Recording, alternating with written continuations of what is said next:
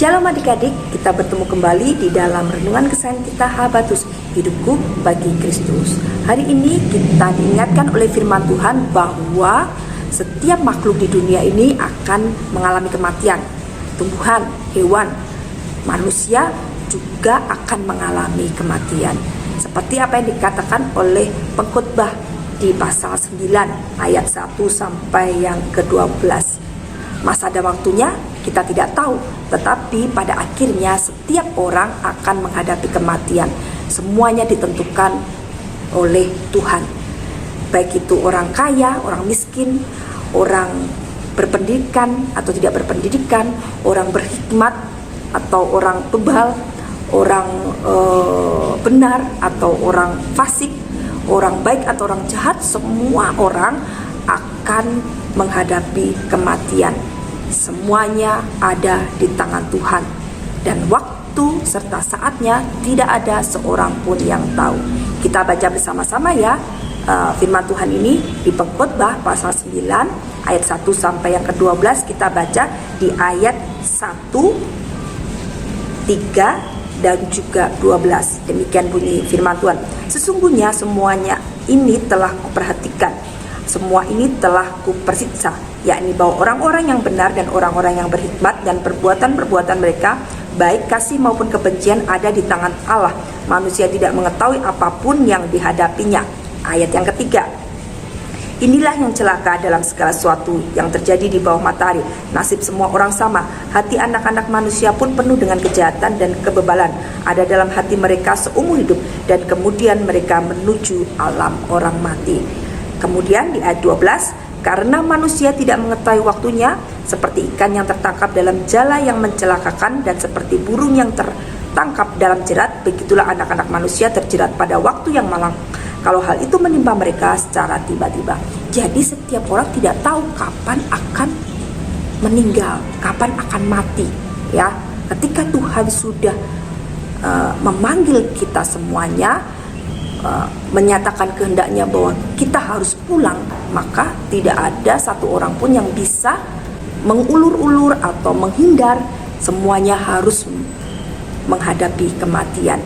Oleh karena itu, pengkhotbah juga memberikan nasihat bahwa kita harus melakukan setiap pekerjaan kita dengan sungguh-sungguh, dengan sebaik-baiknya. Karena selagi ada waktu, mari kita melakukan yang terbaik untuk Tuhan.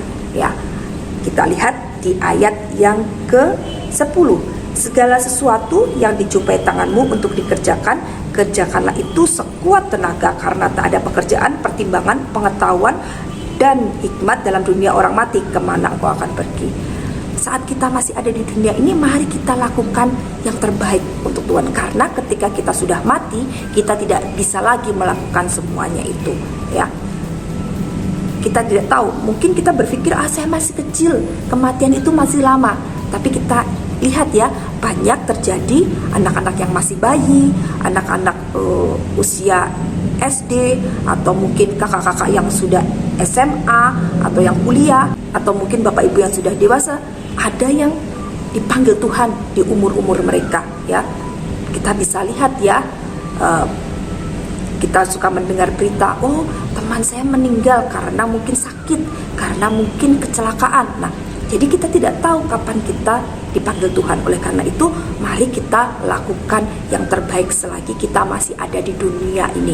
Karena itulah kesempatan kita untuk bisa mengerjakan setiap pekerjaan kita dengan sebaik-baiknya. Ketika kita sudah mati, maka kita tidak lagi bisa melakukan semuanya itu. Dan yang terlebih indah adalah perbedaan antara orang-orang yang percaya Tuhan dan tidak percaya kepada Tuhan. Orang-orang yang tidak percaya kepada Tuhan tidak ada harapan ketika mereka mengalami kematian. Mereka masih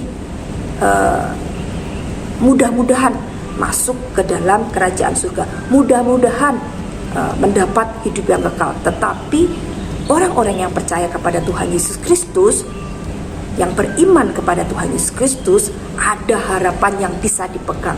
Kita pasti masuk surga, kita pasti memperoleh hidup yang kekal.